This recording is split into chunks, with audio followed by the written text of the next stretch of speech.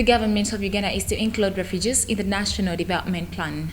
We have the story in our bulletin today. Thank you so much for joining us. My name is Nahaba Kajura, and the headlines. Uganda ranked worst in the East African region. Uganda to include refugees in the National Development Plan. And the Uganda National Bureau of Standards once again is substandard solar products on market. And the 51st Mother Earth Day celebrated under the theme Restore Our Earth.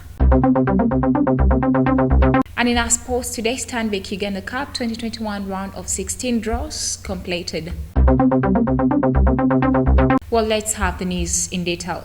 The government of Uganda has confirmed that starting this financial year 2021 will include all the refugees in the country in the National Development Plan. This was at the launch of the Jobs and Livelihood Integration Response Plan for refugee and host communities in Uganda at Sheraton Hotel in Kampala. Our reporter has more.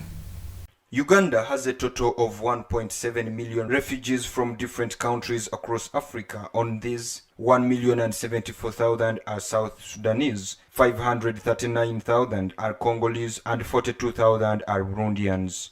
The government of Uganda, under the Prime Minister's office, has pledged to include refugees in the National Development Plan, where they will enjoy the same services as citizens, and borders will be opened despite the outbreak of COVID-19. This was revealed by the First Deputy Prime Minister, General Moses Ali, who presided over on behalf of the Prime Minister, Dr. Ruhakana Rugunda, at the launch of Jobs and Livelihood Integrated Response Plan for refugees in Uganda today at Sheraton Hotel in Kampala. The government of Uganda has developed a comprehensive sector response plan focused on local development, reliance, and resilience. In education, health, the water, and the environment supplement to the sector development plan. The job and livelihoods integrated plan we are launching today aims to generate income opportunities, jobs, and livelihoods for refugees and host communities by building on sector plans and skills identified and prioritized in Uganda's National Development Plan. This government-led plan allows for a coordinated response involving humanitarian partners and providing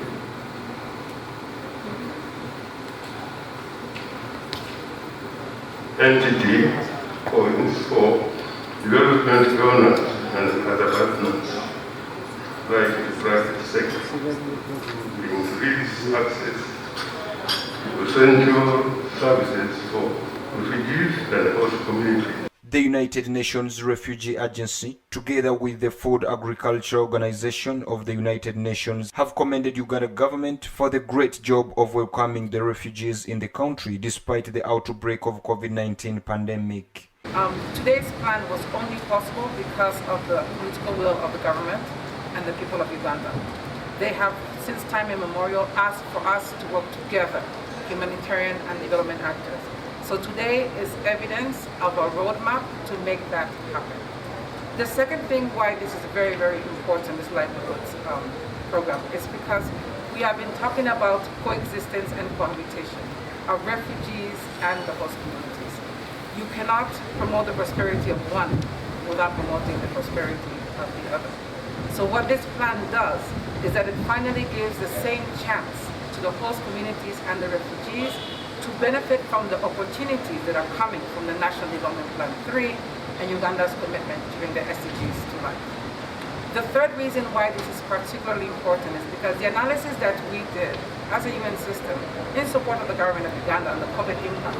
It identified youth and women in The project will enable all refugees in Uganda to acquire best services, including quality education, medical care, accommodations, and others.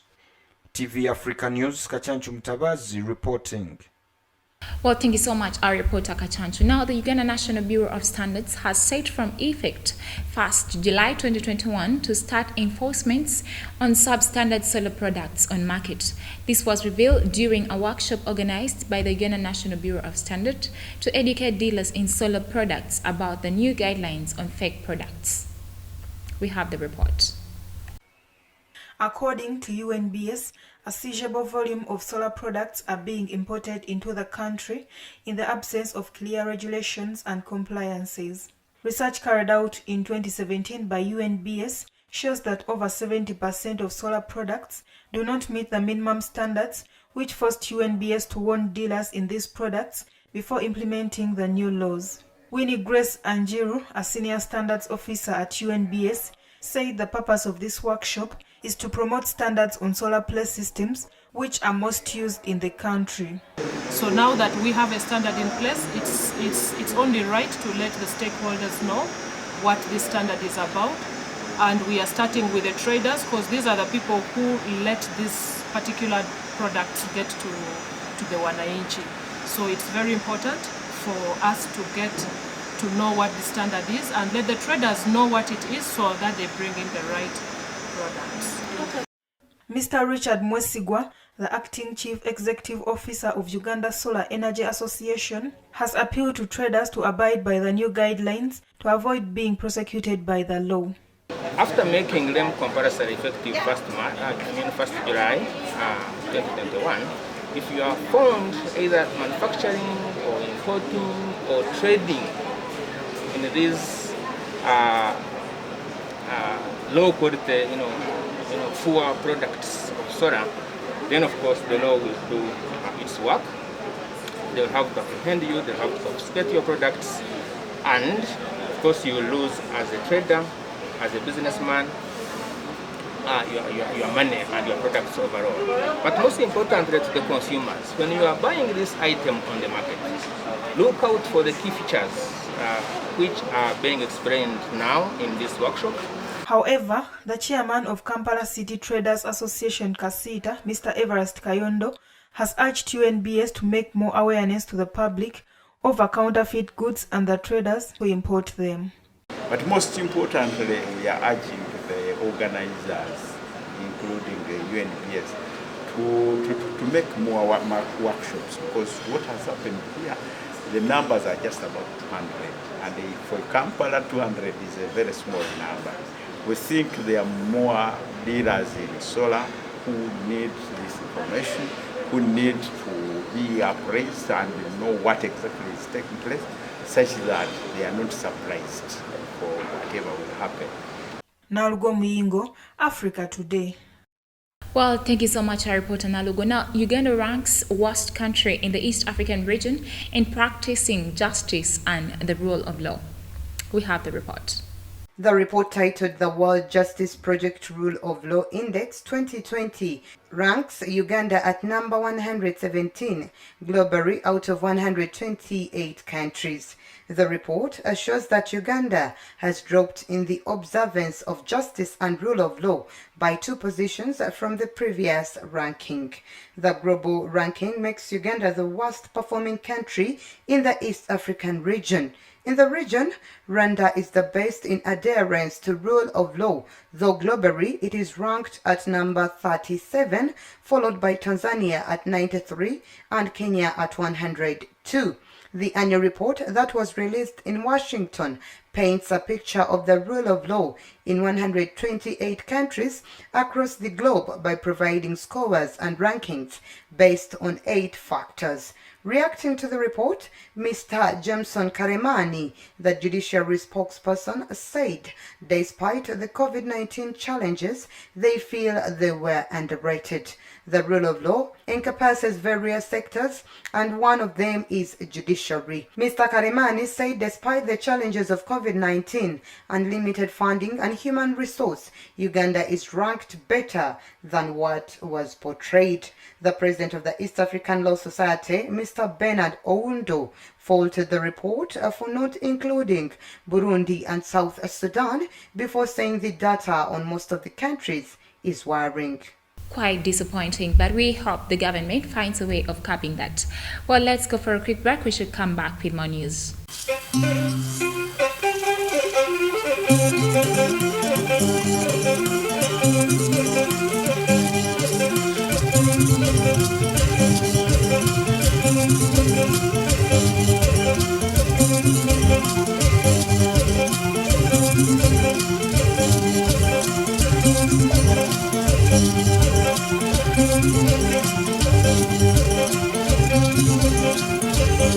Welcome back for the break. You're still watching TV Africa The Right. Now today, the 22nd of April 2021, Uganda joins the world to mark the 51st anniversary of the annual celebrations to commemorate the Earth Day, an international event celebrated around the world to pledge support for environmental protection. Let's have the report. This year's theme for Earth Day, Restore Our Earth, focuses on natural processes, emerging green technologies, and innovative thinking that can restore the world's ecosystems. In a statement released today, the UN Secretary General Antonio Guterres said that recovery from the COVID-19 pandemic is a chance to set the world on a cleaner, greener, and more sustainable path.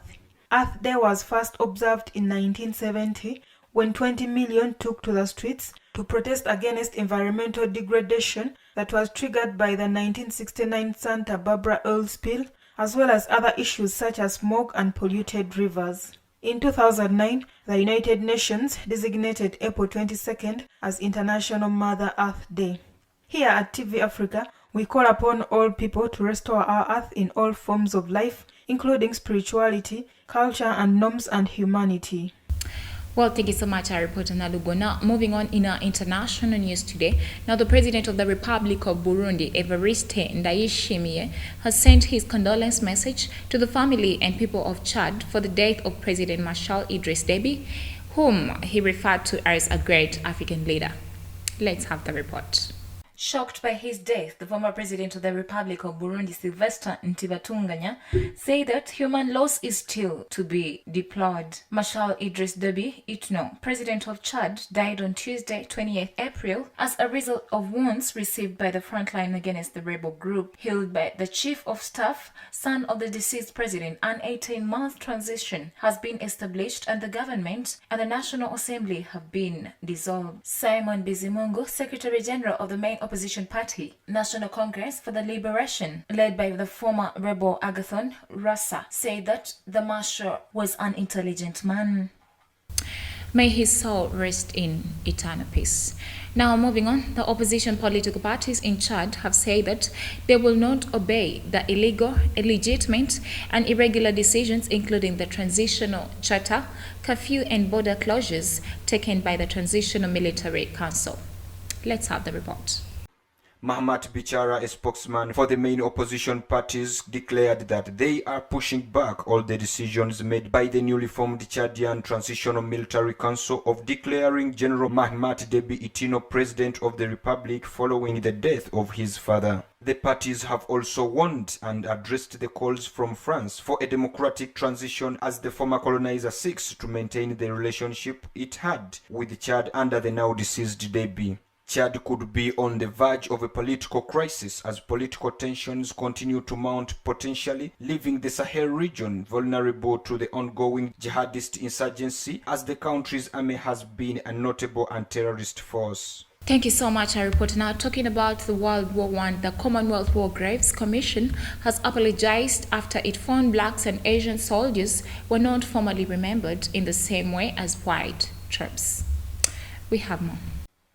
According to the report released by the inquiry, tens of thousands of predominantly Black and Asian service personnel who died fighting for the British Empire were not properly commemorated due to the pervasive racism. The inquiry found at least 116,000 mostly African and Middle East African casualties from World War I were not commemorated by name or possibly not commemorated at all. The report also cited racist comments such as the governor of British colony saying in 1923 that the average native would not understand or appreciate a headstone. The Special Committee's report makes for sobering reading.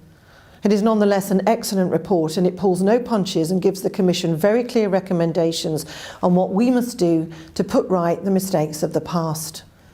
The events of a century ago were wrong then, and they are wrong now. The Commission clearly failed many of those it was established to serve by not delivering on its original founding principle of equality of treatment in death. And for that we are very deeply sorry. The Commission said that between 45,000 and 54,000 Asian and African personnel who died in the conflict were commemorated unequally. Well, thank you so much, our reporter. Now, at least 139 medics in Myanmar are facing charges and possible jail time, according to local media, as the junta escalates a crackdown on doctors who have been involved in anti-coup protests and treating victims of military violence. Let's have the report. Medics in Myanmar have faced routine attacks by the military since it launched a coup on 1st February, with troops raiding clinics, firing at ambulances, and beating and detaining doctors. Some medics no longer wear their uniforms because they fear that doing so puts them at great risk of violence. Lawsuits had been initiated against 139 doctors who were being sought by the military. The junta has also threatened to revoke the passports of doctors involved in an anti-coup strike and to bar them from medical practices, according to local media, citing a military television statement. The report added that private health facilities with links to government doctors on strike would have their license revoked. Well, thank you so much, our reporter. Now let's go for a quick break. We shall come back with more news.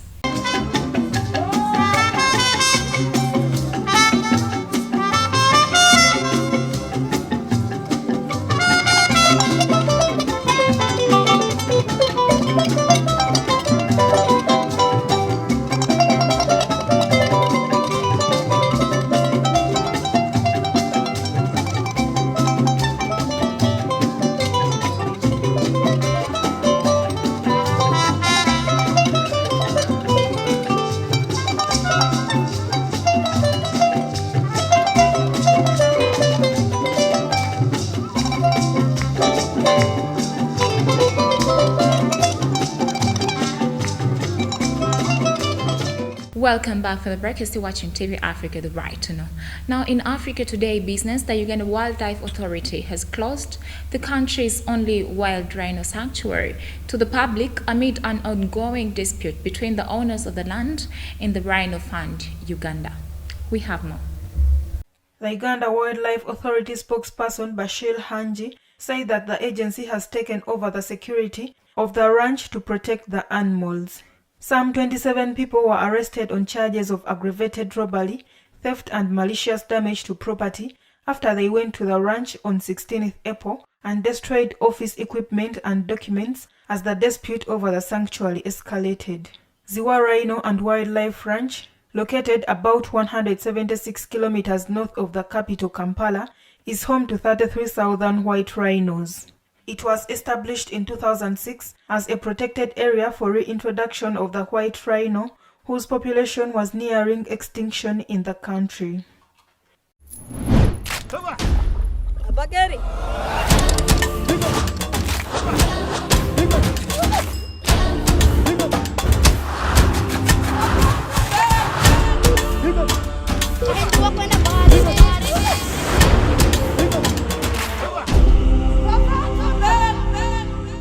Thank you so much, our reporter. Now, away from business, in our health news today, the Kenyan government has said that it wants to acquire 2 million doses of Pfizer and Johnson vaccines to bolster its vaccination campaign.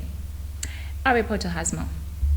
The Kenyan Health Minister Mutahi Kagwe said that the additional doses will be used to supplement the vaccines supplied through the United Nations-led COVAX scheme.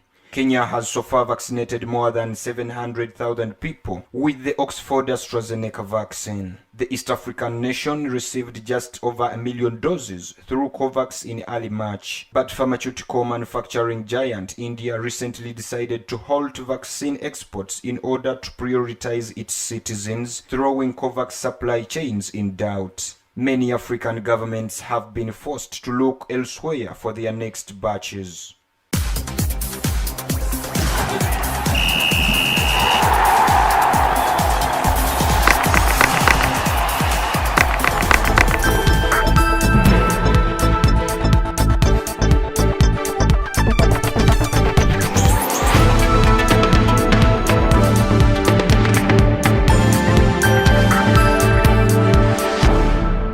Thank you so much, Harry Potter. Now, in Africa Today Sports, the Stanbic Uganda Cup 2021 round of 16 draws were held at Fufa House in Mengo, Kampala on Thursday, April 22nd, 2021. Harry Potter has more. FUFA Deputy Chief Executive Officer on Football Matters, Douglas Chizatari, Club Licensing Manager Ivan Chintubaige, Etha Musoke, Marketing Director, and the former Uganda Cup winner Andrew Ray, and Hamid Hussein, the Communications Director, conducted the Twinkle draw at FUFA House in Mengo. He can decide to break the ball as well.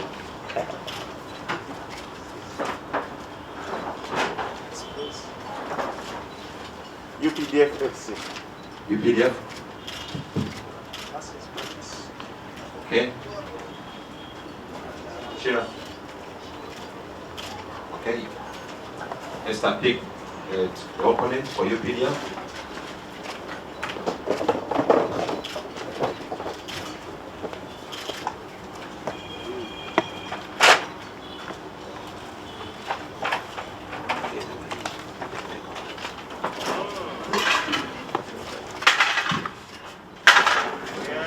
Vipers Sports Club.